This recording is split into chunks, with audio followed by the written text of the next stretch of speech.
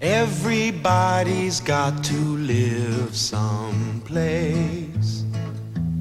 Everyone needs some place to be. A habitat's a habit with the creatures of the world. Each has its own community.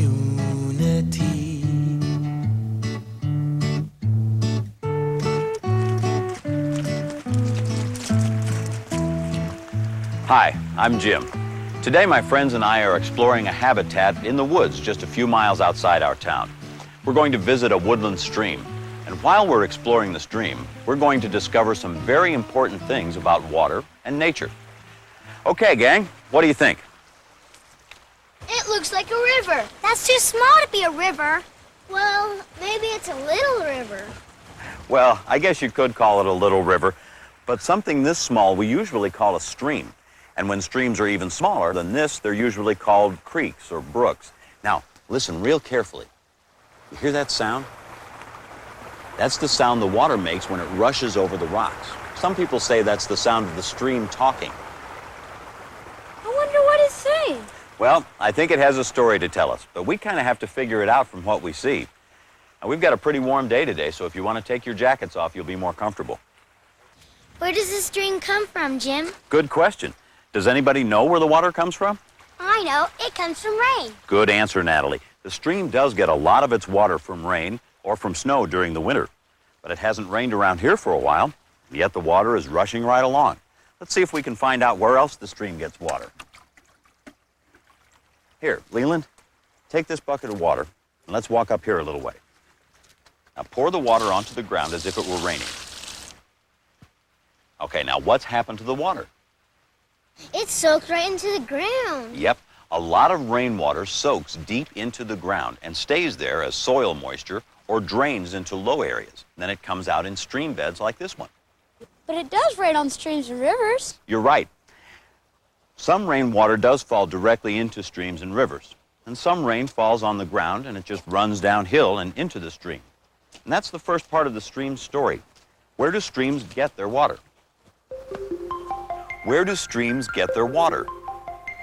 Rainwater that falls into the stream, rainwater that runs off the ground, rainwater that has soaked into the ground and drains into streams. When it's raining, water's always draining, flowing down into the woodland stream. Some will come directly down, some will run in from the ground. All around. Underground, water flowing. But where's the rain come from, Jim? That's another good question. And you see part of the answer every time it stops raining. We do? Sure you do. See, when it's raining, everything outside gets wet. But then when it stops raining, after a while, everything's dry again. So where does the water go? It just disappears. Well, it seems like it. But water never really disappears. No, it evaporates. That's right. The heat of the sun causes the water to turn into vapor, and then the vapor rises into the sky. Yeah, we did an experiment like that at school. We boiled water in a pot. And that's a good way to show what happens. You heat water in a pot, and the steam rises up and turns into water vapor. That's like the sun evaporating the rainwater. Now the vapor rises into the sky, cools, and forms clouds. And then when conditions are right, the water falls from the clouds and it rains. That's right. Now, streams and rivers and lakes do provide some of the vapor for rainwater, but most of the rain or snow comes from water that evaporates from the oceans. Yeah, oceans are really big. That's right. And you know, most of the earth is covered by the oceans, so there's plenty of water to make rain and snow to fill up the lakes and rivers and streams. And that's another part of the stream story. Where does the water to make rain and snow come from? Where does the water for rain or snow come from? The heat of the sun causes water to evaporate. The water vapor rises, cools, and forms clouds. The water falls out of the clouds as rain or snow. Water flowing everywhere it's going. Warm sun turns the water into vapor. And the vapor rises high, forms the clouds up in the sky. Cools again, Falls as rain, water flowing. Now, here's why rain is so important. See, all organisms need fresh water to live in and to live on. Now, who knows what an organism is? Isn't an organism anything that's living? That's exactly right. And see, rain continually supplies organisms with fresh water to live in and to drink. Now, the fresh water fills the streams and rivers and makes them habitats for a lot of different organisms that need the water. And also, the streams and rivers shape the land as they flow along. Now, let's take a closer look at this stream and some of the organisms that live there. Boy, the water sure is moving fast. Now, the fast-moving water is a tough place for organisms to live in, but let's dip our strainers in and see what we can find. How do you catch anything? Well, I'll give it another try. Oh, Nothing there? No? Kind of hard to find them in this fast-moving water. Try it again, Lauren. See what you do. How do you catch anything? I don't see anything but rocks. A few rocks, that's about it, huh? But these are some river clams. They feed on the things that float by. Look, this water looks clear enough to drink. Yeah, but don't do it. Never drink from a stream or river or spring, no matter how clear it looks. There could be pollution in there that you can't see, and it could make you sick. Oh, also, never go exploring a stream or river by yourself. You could slip or fall in and need help. Always go with an adult. Look at these rocks. They're smooth and round. Yeah, they're not like the ones around my house. Oh, what do you think made them so smooth? Water? Well, indirectly, yes. The water helped make them smooth. See, water can be very powerful. And when it's moving fast, it can push the rocks along. And as it's doing that, it causes the rocks to hit against each other and against the hard rock bottom. Now, when that happens, that hitting together helps their rough edges get worn away. All that rubbing is like your hands rubbing on a bar of soap and wearing it away. The rubbing and hitting together made the rocks smooth. Smooth rocks is just one effect of erosion. Does anybody know what erosion is? No. Well, in this case, erosion is the gradual wearing away of the soil and rocks by the fast-moving water. You mean the water moves the soil? Yes, I do. Would you hand me that, please, Natalie? Thank you very much. In fact, I'll show you what I'm talking about. Alicia, I want you to take this bucket for me. We'll go right over here and pour it on the dirt.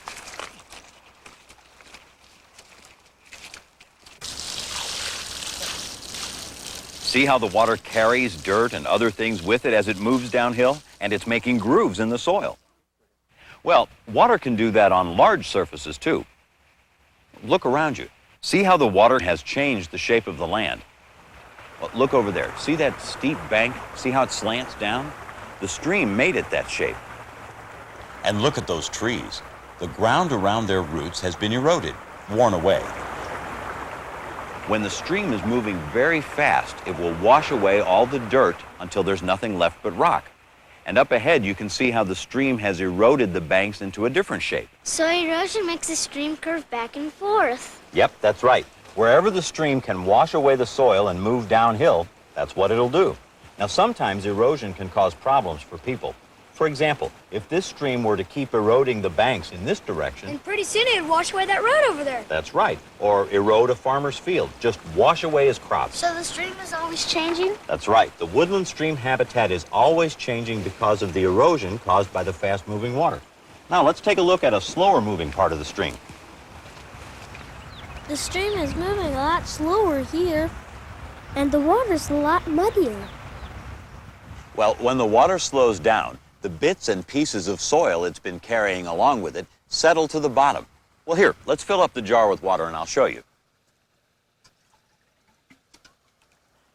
Now, see how the bits and pieces of dirt are slowly beginning to settle toward the bottom? All right, let's let this settle for just a bit. Now, see how the small pieces of soil have sunk to the bottom? We call that sediment, and the sediment is rich in nutrients. Now, organisms, plants and animals can feed on it and grow. Remember what happened when we dipped our strainers into the fast-moving water? What did we find? Nothing. That's right, almost nothing. Well, let's try it here where the water's a lot slower. Dip your nets in and see what kind of organisms we can find. Look, I caught something. It's moving. What have you got? Look. What have you got? Something So that's a small insect nymph. Let's put him in the pan and we'll save him. I found a snail. Did you find a snail? Yeah. Leland, how's it going? You got it. All right, take him over and put him in the pan with Luke's minnow. Those are the two minnows you found. Pretty lively, aren't they? You see that little creature moving so slow? That's a snail. Oh, there's a nymph. And see that one? That's a nymph too, but of a different kind. Oh, there's a little sunfish. Oh, there's one of the crawdads you caught a little earlier. It kind of looks like a lobster, doesn't he? Now that we've had a chance to learn about these organisms, let's put them back where they belong. Now, the more plants you find, the more insects you'll find, in the water or on land. Because the insects eats the plants, right? That's exactly right. I know that's moss over there. But what's that green stuff here? Oh, that's algae. You'll find it in the backwater, a place where the stream is very still or moving very slowly. Jim, where does the water in a stream go? Anybody know? To the river. That's right. Now, some streams end at lakes, but the water from this stream goes to a river. And where does the water from the rivers go? To the ocean? That's exactly right. Most of the water from lakes and streams winds up at the ocean. Now, who remembers where the water comes from that fills the streams? From the rain. That's right. And rainwater comes from? The ocean. That's right. It's like a circle. The water in the ocean evaporates. And then turns into rain. And the rain falls into the rivers and streams. And the rivers and streams end up back in the ocean. Yep. And we call that the water cycle. I get it. Water cycle. Like bicycle. Yeah, the water goes round and round like the wheels on a bicycle. That's right. Water comes from the ocean and it goes back to the ocean. We keep using the same water over and over again. In fact, the water running down this stream right now may have been in this stream before, on its way to the ocean. But while the water is here, it provides a habitat for a lot of different organisms, and it helps to shape the earth. And that's the last part of the stream's story. Okay, now, gang, what is the water cycle? What is the water cycle? The sun warms the water in the ocean and makes it evaporate. The water vapor rises, cools, and forms clouds. The water falls out of the clouds as rain. Streams and rivers carry the water back to the oceans, and we call that the water cycle. Streams in motion, heading for the ocean. So the water cycle starts again. To the ocean from the river, evaporating into vapor, rising high. Cloudy sky, Cools again. falls as rain. Water flowing, water cycle makes the habitat. So this little woodland stream has taught you something very important about the world. But there's more to the stream story. Look over there. Streams carry more than just water to the ocean. Sometimes they carry harmful things. Like trash? Ew, that's pollution. Yes, the stream carries along whatever it picks up, or whatever is thrown or dumped into it. Now, lots of things can pollute the habitat, and a lot of it goes right to the ocean. So when you hear about the ocean being polluted, well, it's not just the people who live around the ocean that cause the problem. It's people everywhere who throw trash or other pollutants into the streams and rivers and springs. In fact, any trash left on the ground can be washed into the stream. And that could hurt the organisms in the habitat. It's a good point. Pollution can poison the stream and poison the organisms that live in it and those that live around it, including you and me. Everybody's got to live someplace. Everyone needs someplace to be.